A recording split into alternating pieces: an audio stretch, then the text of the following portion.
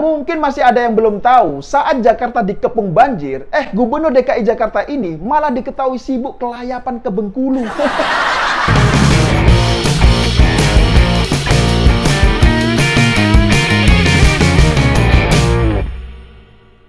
Ya, jumpa lagi dengan saya, Yusuf Muhammad. Entah kenapa ya, baru-baru ini Wakil Gubernur DKI Jakarta, Riza Patria, terlihat sering kagetan.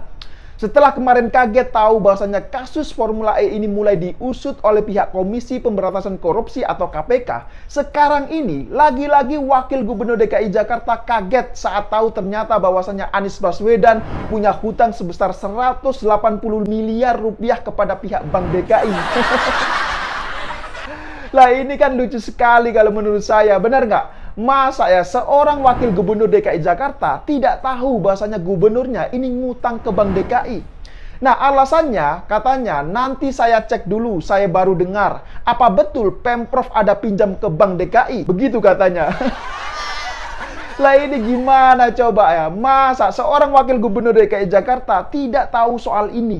Nah ini kan aneh sekali kalau menurut saya. Nah, melihat Wakil Gubernur DKI Jakarta yang sering sekali kagetan ini dengan alasan yang katanya tidak tahu itu, saya kok jadi curiga ya. Jangan-jangan dia ini juga tidak tahu kalau sekarang ini sedang menjabat sebagai Wakil Gubernur DKI.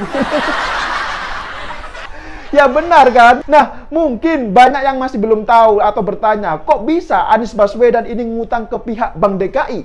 Padahal APBD DKI Jakarta ini kan sangat besar, betul nggak? Nah, jadi ceritanya itu begini. Sebelumnya ini beredar bahwasanya ada surat kuasa dari Gubernur DKI Jakarta Anies Baswedan yang ditujukan kepada Ahmad Firdaus selaku Kepala Dinas Pemuda dan Olahraga atau Dispora DKI Jakarta. Surat itu bernomor 747-072.26 dan ditandatangani oleh Kepala Dispora DKI Jakarta dan Gubernur DKI Jakarta Anies Baswedan di atas materai 6.000 pada tanggal 21 Agustus 2019 silam.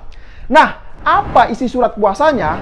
Isi dari surat tersebut adalah membahas mengenai peminjaman uang kepada pihak Bank DKI untuk pembayaran komitmen fee kegiatan Formula E. Nah, setelah sehari kemudian, tepatnya pada tanggal 22 Agustus 2019, pihak dari Dispora ini langsung meminjam uang kepada pihak Bank DKI sebesar 180 miliar rupiah. Luar biasa kan? Benar gak? Saya gak habis pikir, uang begitu banyak APBD DKI Jakarta, tapi masih ngutang untuk Formula E. Apa urgensinya? Nah, jadi uang itulah yang kemudian ini digunakan oleh pihak Dispora DKI Jakarta untuk membayar termin pertama biaya komitmen fee acara Formula E yang rencananya ini akan dilaksanakan pada tahun 2020. Nah, tapi sayangnya sampai sekarang ini ajang Formula E itu belum juga dilaksanakan di DKI Jakarta. Malah lucunya sirkuitnya ini masih dirahasiakan katanya. Ini kan gila sekali kalau menurut saya, benar gak? Entah ya sampai kapan sirkuit Formula E ini akan dirahasiakan oleh pihak Pemprov DKI Jakarta. Padahal jadwalnya ini kan sudah diumumkan akan digelar bahasanya pada tanggal 4 Juni 2022. Artinya ini kan kurang dari 7 bulan lagi. Lah masa lokasi sirkuitnya ini belum juga diumumkan. Nah ini kan aneh sekali, benar nggak?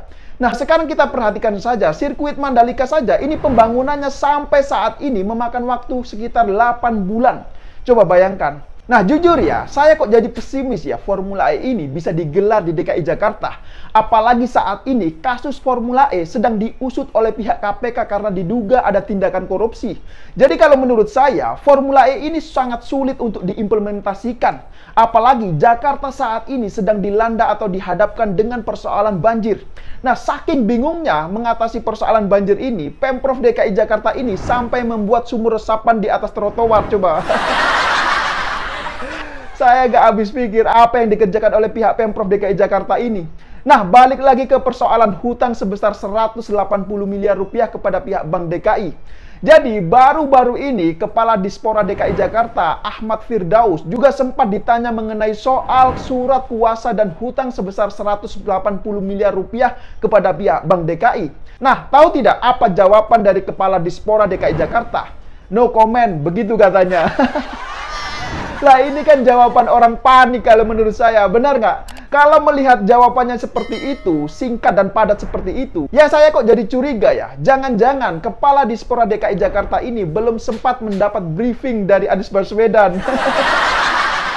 Ya siapa tahu kan, benar gak? Makanya dia ini cuma bilang no comment. Karena apa? Ya karena bisa jadi dia ini takut salah ngomong, benar gak? Ya tapi melihat kondisi yang seperti ini, jujur saja saya sangat salut dengan Wakil Gubernur DKI Jakarta, Riza Patria.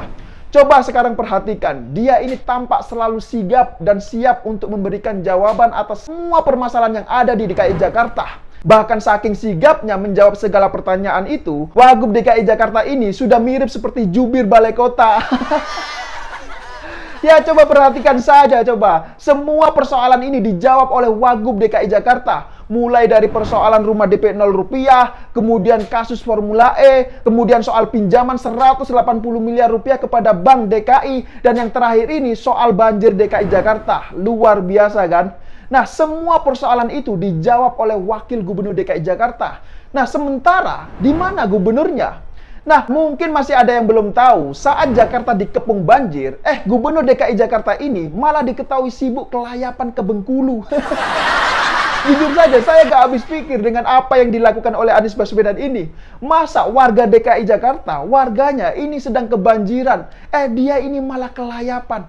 Bahkan ada warga yang rumahnya ini kebanjiran sampai 3 hari belum surut juga. Coba bayangkan. Saya kok jadi bertanya-tanya ya, apakah Gubernur DKI Jakarta ini sengaja pergi keluar kota untuk menghindari pertanyaan-pertanyaan wartawan soal Formula E dan banjir? Nah, tapi setelah usut punya usut ya, ternyata Anies Baswedan dan keluarganya ke Bengkulu itu untuk menghadiri undangan pesta pernikahan anak pertama dari Gubernur Bengkulu. Lah kok bisa ya, Jakarta ini sedang dikepung banjir dan warganya lagi kesusahan, tapi gubernurnya ini malah memilih untuk menghadiri sebuah pesta pernikahan. Coba, apakah itu yang dinamakan gubernur seiman? Nah, jujur saja saya gak bisa berkata apa-apa lagi. Kok ada ya gubernur model begitu? Lah ini gubernur mental company atau gubernur DKI? Bukankah warga DKI Jakarta saat ini sedang membutuhkan sekali bantuan? Kok Anies Baswedan ini malah memilih untuk menghadiri sebuah pesta pernikahan? Nah, kalau menurut saya ya, apa yang dilakukan oleh Anies Baswedan ini sangat jauh dari rasa empati dan tanggung jawab sebagai gubernur DKI. Nah, bungkamnya Anies Baswedan terkait Formula E dan banjir DKI juga ini semakin menunjukkan bahwa seorang Anies Baswedan ini memang bukanlah seorang pemimpin yang baik untuk dijadikan teladan. Nah, sekedar info saja, ternyata ada hal menarik terkait dengan kunjungan Anies Baswedan ke Bengkulu kemarin ini. Diketahui bahwa sebelumnya pada awal bulan November lalu, Dewan Pimpinan Wilayah Gerakan Persaudaraan Muslim Indonesia atau DPW GPMI Provinsi Bengkulu telah melakukan deklarasi mendukung Anies Baswedan menjadi calon presiden pada tahun 2024 nanti. Nah, deklarasinya ini dilakukan di Pondok Pesantren Al-Madinah Kota Bengkulu. Coba bayangkan, pondok pesantren dijadikan sebagai tempat deklarasi politik.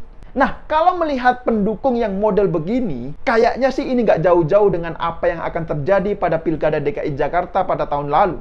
Jujur saja, saya jadi khawatir politisasi agama ini akan dimainkan.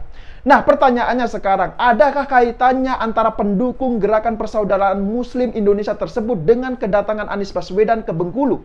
Ya, mungkin hal ini akan saya bahas di lain kesempatan. Untuk saat ini, sebaiknya kita fokus untuk mengawal kasus Formula E. Jangan sampai lagi-lagi hanya anak buah yang dijadikan sebagai tumbal. Setuju nggak? Nah, saya kira demikian dulu opini singkat Okedum kali ini. Pesan saya, mari terus kawal kasus Formula E ini dan jaga NKRI.